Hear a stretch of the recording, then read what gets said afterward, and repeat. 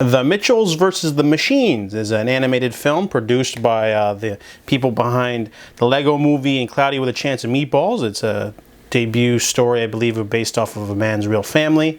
This movie is enjoyable. It's it's got a good moral message about family and everything.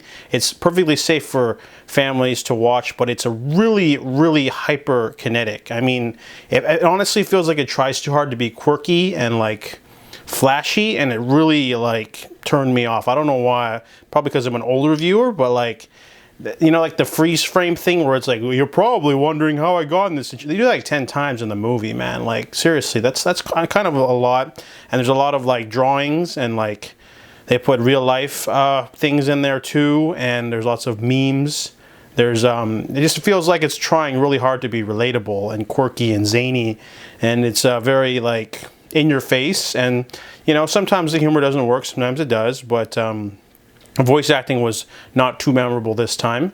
Also felt like sometimes the movie was a little bit too wacky, and sometimes like for the beginning of the movie they're all like, we're helpless humans. At the end they're like sword fighting and stuff. And for example, the villain ends up being like a phone dropped in water. They die, but like they're in the future where robots are like everywhere, so that doesn't really make sense. But overall, it's still a really enjoyable movie. I mean, I won't watch it again, to be honest. It's just too in your face. The style definitely needed to tone it down a little bit.